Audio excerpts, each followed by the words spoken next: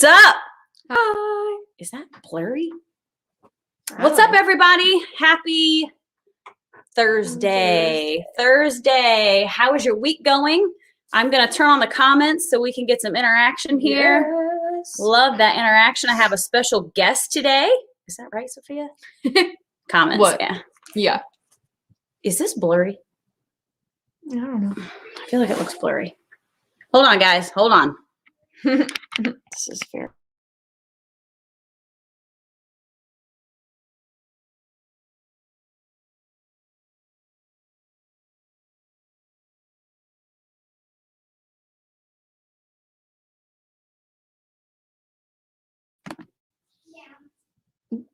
Oh no. Oh no, guys. It connected to this camera.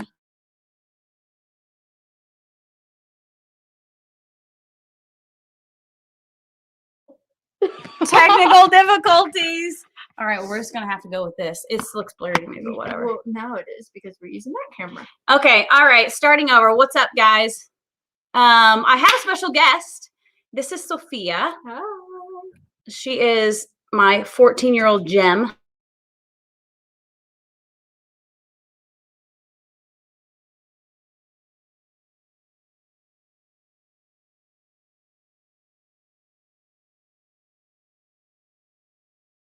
Yeah.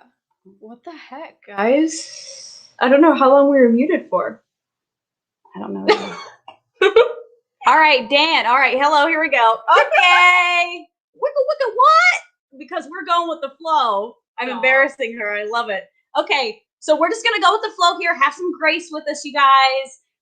We're having some technical difficulties. That is all me, all completely me. Okay, so we are talking about going with the flow tonight. And I wanted Sophia to join me because not long ago, our life was very, very different. We had a lot of resistance going. Things were difficult. We were really, really sitting deep, deep in victimhood.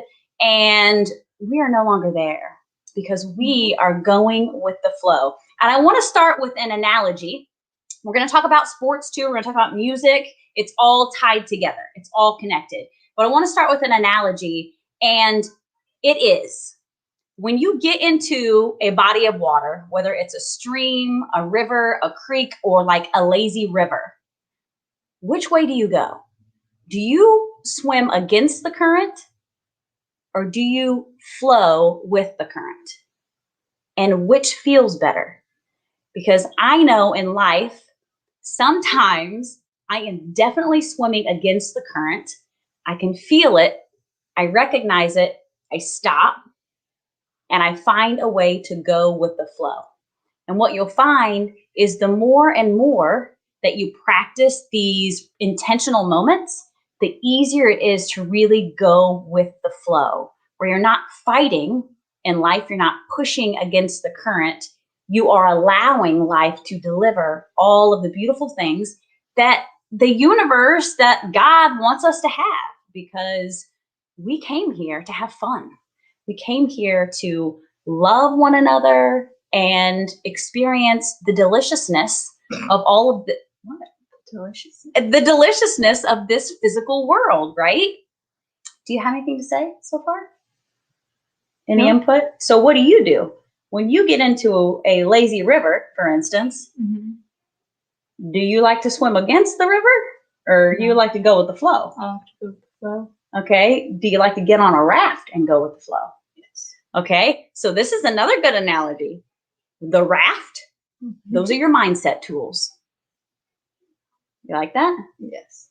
The raft, okay, you get on the raft. These are the tools we use, like meditation, intentionality, positive affirmations, just positive internal talk.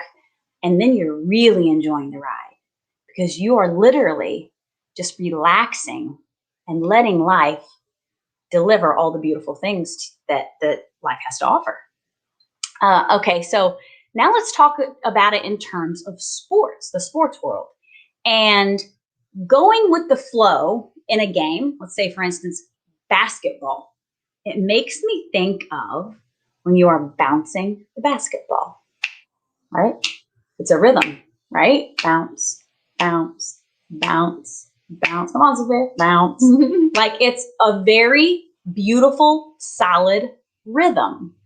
And then someone comes and tries to steal the ball from you. Well, if you're going with the flow, you're able to kind of pivot, turn, and block that, right?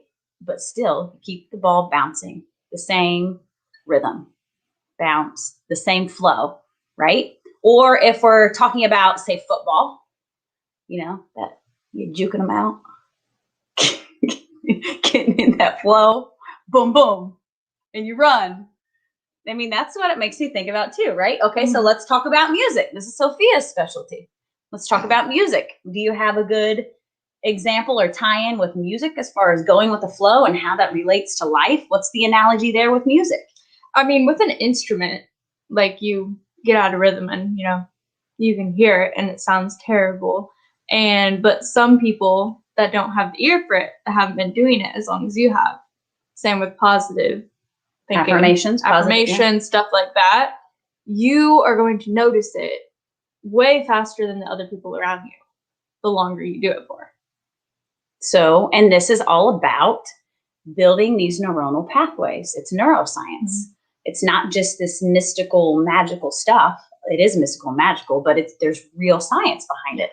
Whereas we are taking these mindset principles, reminding ourselves often how worthy and deserving we are, that when things do step slightly out of rhythm, we're with much more ease, clarity, and swiftness, we're able to get back in that sweet spot.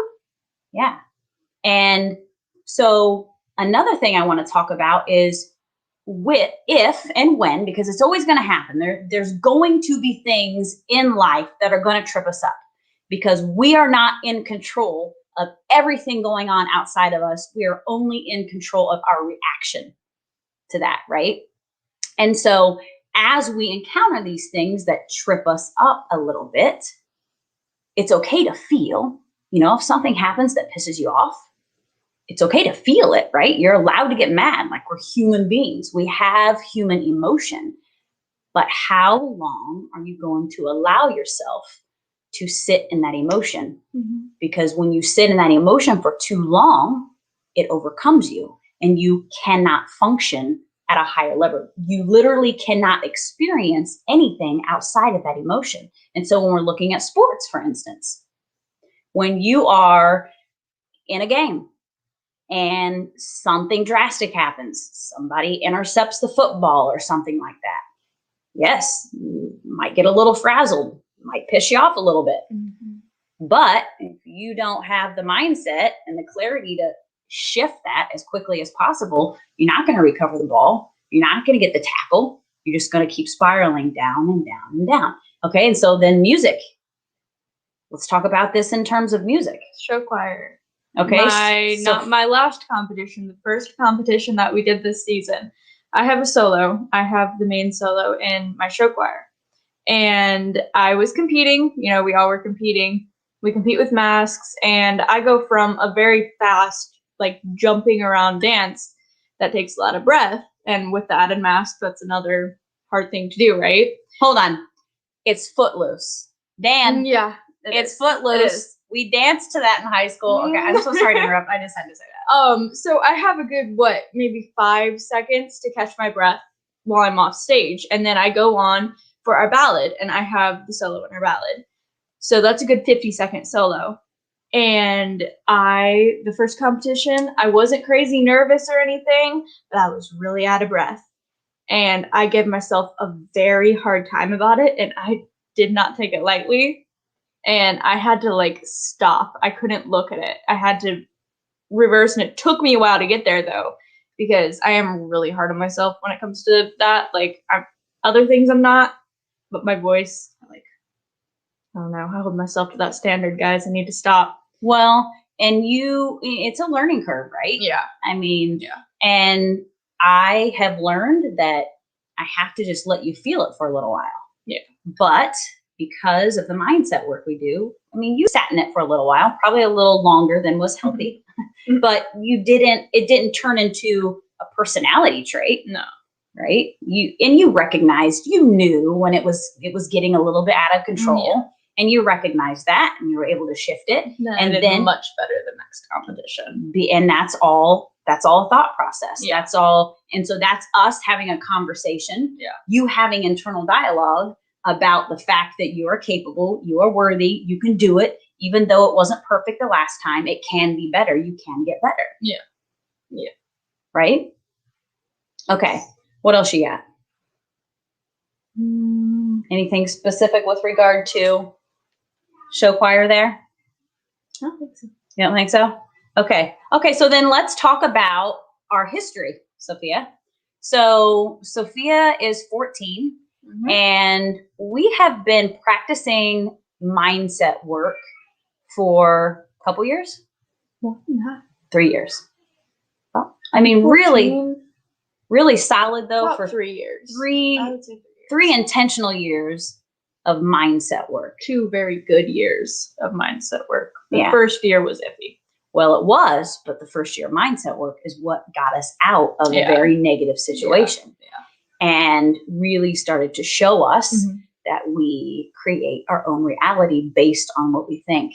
And again, though we can't fully control everything going on outside of us, because there are a lot of other people in the world bumping against each other that have an idea of how they want things to go, your reaction to what is going on in the world, what is going on in your world, your family, your home, truly has a huge impact on the happiness that you experience in life, the fluidity with which you are able to go through life. And so I would like to specifically talk to you, Sophia, about horseback riding and about how, so you've been riding horses now for over 2 years, right? That's weird. Yeah. Yeah. Over 2 years. And when you first started riding, you were really, really hard on yourself. You're still hard on yourself, but you were really, really hard on yourself if you would make a mistake. Yeah. And you would really, really ruminate on it. And it was very difficult for you to let it go. A big thing with that is I have a 9-year-old sister, and she is a lot more brave than I am when it comes to physical stuff. And she's like, I'll do this, this, this, and this. And we don't, like, I would not call each other, we're not competitive with each other, like in a crazy way, but we don't do a lot of the same sports and activities. Like, I sing, I dance, I act. Like, that's my thing. She does hockey, but we both do horseback riding. So when we're together, and she would, especially in the beginning, like, I've gained a lot more confidence now in riding. I can jump, I can do most everything currently. But in the beginning, this kid would go over any jump you told her to. She'd just do it. She'd be like, okay, I'll try it. She'd say, okay, let's go. And she would. And then I would be terrified to do it, but I did it anyway because, But I really beat myself up for a while because she was better at me. Better at me? Better than me. Better at me. She was better than me for a long time. And I was like, she's 9. How dare her be better? Okay, so this is the thing too. Don't you feel like she had her belief in herself was stronger than your belief in your ability? Oh, yeah. With horseback riding? Oh, yeah. I mean, the fact that she would just say, okay, let's do it. Okay, let's do it. And it would take her to go do it before I did it. You were very reluctant to do it. And when you did do it, you did it with a certain amount of resistance. Yeah. Right? Yeah, and she would just it was she was just like, okay, let's go. Let's go. Right. It was kind of like innately inside of her where she was like, I can do this. And for me, it was like, oh, I have to. She just did it. Right. And you were always comparing yourself. Yeah. Do you feel like your comparison to Nadia is not as strong as it used to be in defining yourself? Yeah. Yeah. Yeah. Well, I'm so much more comfortable too now that the comfort was another thing. She got on the horse and she was like that. Like it was an instant click for her, I think. Mm-hmm. And she was like, I love it. And I honestly don't know if I would have proceeded with horseback riding if she if she wasn't like, oh my God, I love it. Because then I was like, oh my God, I love it too. And then it kind of went on from there. But we're both so much more comfortable now. We can ride together and it's not a weird, like, competitive nature between us. We just have fun. Okay. And that's what it's supposed to be. Right. And so this also goes back to the mindset work that we've done with regard to competition. We have shifted this, competition is very healthy. Competition is great. But when you allow the competition to define your worth, when you were allowing your competition with Nadia and comparing yourself to if she was doing better, if you were doing better, it was no longer about your internal success, your internal ability, and your internal growth. Each other. Right. It was about something outside of you. And is it really true growth if you're comparing yourself to something outside of you? No. Because everyone's at a different level. Everyone has a different ability. Everyone has a different belief. And so the more that we can focus and remind our kids to focus on the internal belief and not the external judgment, you'll get better and better and better. And all that external stuff will naturally shift because it has to. When was my softball tournament? That was a long time ago. When's the last time I did softball? I don't know. 4 years ago? Really? That long ago? Oh my gosh. 11 or 12? No, maybe 3 years ago. I would say I was around 11. Yeah, so 3 years ago. Yeah. I had, this is when I was on the verge of quitting softball, but I was pretty good. I was a pitcher, and I remember we had our, it was my first ever tournament. Sorry guys, I can't talk today. And we got second place, but it was an all-day tournament. We are so close to winning. We got so far, and it was just a few calls that the ump made that, and our whole team was like, oh, the ump sucks. We're blaming it on the ump. Questionable calls, which in reality, in my mind, they were super questionable. But we were really close to winning, and I remember I beat myself up for that for a long time after that. Yeah. That hit me hard. And that's the sort of competitiveness that's I don't know, it just gets to you so badly. And when, as kids, our minds are still growing and shaping, and we're not fully developed yet.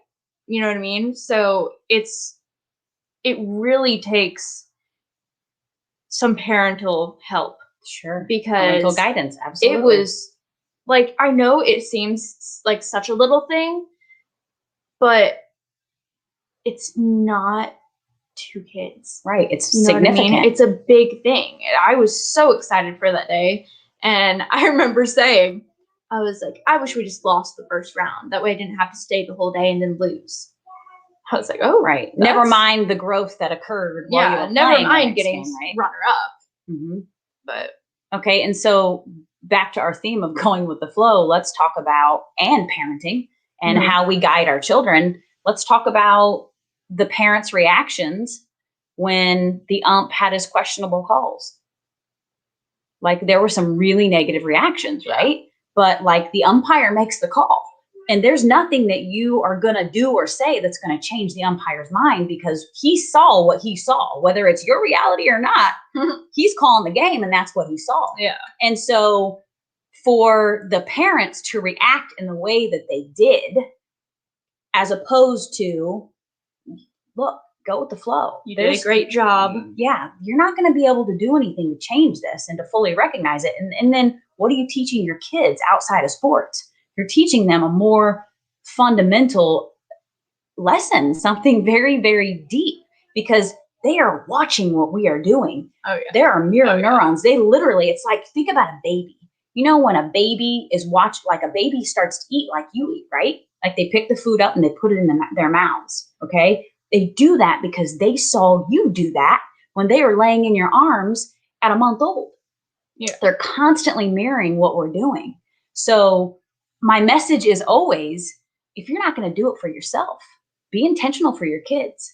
Because if you make the choice to be intentional and relax into life, and you're showing this to your kids, eventually it will become important to you. So you can make them the reason why you start. And then the reason why you keep going and keep being so intentional is because it feels so good. It feels so good. But it takes intentionality, because we are addicted to resistance.